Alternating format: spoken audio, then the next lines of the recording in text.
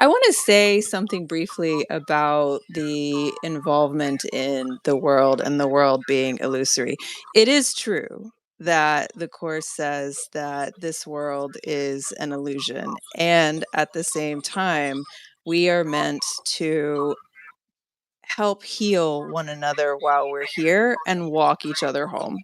So the Course talks about a happy dream, right? Like we even though we're experiencing ourselves in a dream here, we have a responsibility to make the dream as healing and as happy as we can. There's a workbook lesson that says God's plan for me is perfect happiness. And we have let me just say it this way. There's a temptation to take one line in the course and use that to wipe away other things the course says on that very topic. So, for example, it does say, seek not to change the world, change your mind about the world. But if you read that in context and not just isolate the quote, you can see that he is actually talking about us changing our mind about the ways in which we can help and heal the world. So, there's a danger in taking one line in the course and again using that to wipe away the various other things the course says.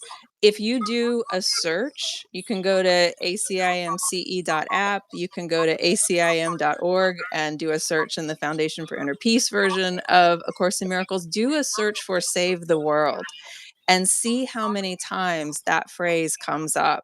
There the I let me phrase it this way.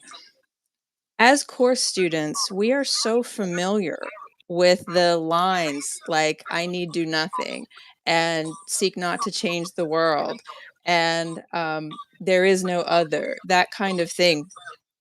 And we're not as familiar with the lines in the course that say, "Are you ready yet to help me save the world? I need your hands. I need your voice. I need your feet to help me save the world." There's so much in the course that is asking us to get engaged. And to your point about what you just shared in relation to the little garden sermon that I did, the course has its own social vision. It's not saying do nothing in the world. In fact, the phrase that many course students remember of "I need do nothing" says, "I need do nothing, um, but listen to the quiet center for the busy doings on which I am sent." So even the phrase "I need do nothing," which course students are so familiar with, ends with "busy doings on which I'm sent." And we're not as familiar with the busy doings part of that sentence as we are with the need do nothing. The goal I feel like I'm talking too much, so I'll stop Nope, here not in at just all. a second. But the goal of the social vision for the course is we are meant to be, and this is what I said in my sermon that you were referencing, the healed mind that is the touch point that God can enter the earth through one's healed mind, and then we are extending his love. That's all we're doing is we're through our own healed mind, we are bringing down God's love and extending it to others, and that's the plan. Like that's how everybody gets home. And it's a easy thing in concept and a hard thing to do when we're living in a world where there's so much friction and toxic disagreement. Right. And the healed mind doesn't necessarily mean that you need to pick up a sign and start marching, or that you need to vote a particular way. Uh, it just means that with that healed mind, that now you're ready to be engaged in a very loving way, and you know your role. That your role is, as you mentioned, uh, to extend love. It's not to uh, so much change someone else's mind, as that will happen through the role of love itself. Uh, it's funny when you were talking about, I need do nothing, and then you quoted the rest. I was thinking that makes for a much, much longer bumper sticker, doesn't it? Yeah. We we're very selective in the bumper stickers that we want. We want that short slogan, uh, but that really cuts out. the message that brings it home, all the way home, if we just have that slogan because it sounds good.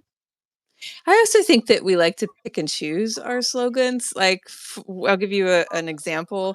When you go into the like if you're new and you come into course community, what you hear is miracles are a shift in perception from fear to love. Nice, tight little slogan, and it sounds good. All I have to do is change my mind from fear to love. Well, the course never uses the language shift in perception from fear to love. Like if you look for the definition of miracle in the course, you're not going to find it. But what the course does say miracles are expressions of love. The course calls miracles expressions of love many times. Why is it that as course students we don't have this grounded as our idea of what it is to be miracle workers in the world, or what a miracle is in the world? If we're studying a book called A Course in Miracles, we should want to know what the author means by miracles and come to some kind of consensus on that. But I think our working theory here at the circle is that it's just easier to say, okay, my spiritual path is about the shift in perception that I make in my own mind. And it's harder to get out there and give expressions of love to people who have hurt and harmed you, right? Forgiveness is hard. Right. And so I think it's not just that it's neat, tidy phrases. I think we're actually making a choice to kind of cherry pick the things in the course that we want to do and the things that we don't want to do, and I think that does a disservice to our own spiritual journey and to the course itself. Do you think that that's a byproduct maybe of a self-study program? That it's helpful to have a teacher to point out what you just said? Well, yeah, and that's another thing, like, the course never calls itself self-study. And that's another thing that you can do a search in the course for. Look for self-study in the course. You will not find it. Um, where did that come from? The course has a manual for teachers. Its 3rd volume is a manual for teachers. That is not self-study. So I I think that it is absolutely helpful to have teachers who can help you get through this material. But one thing I will say is to make sure that you're in a community and with teachers who ground what they're saying in the book itself. Right. Which I know is a very, very important thing for both you and Robert. That this is a point that you both bring home time and time again. Very consistent and true with your message, which I greatly, greatly uh, admire and appreciate such a great deal because I have found that even after, for me, 30 years or so of study, that I can be very selective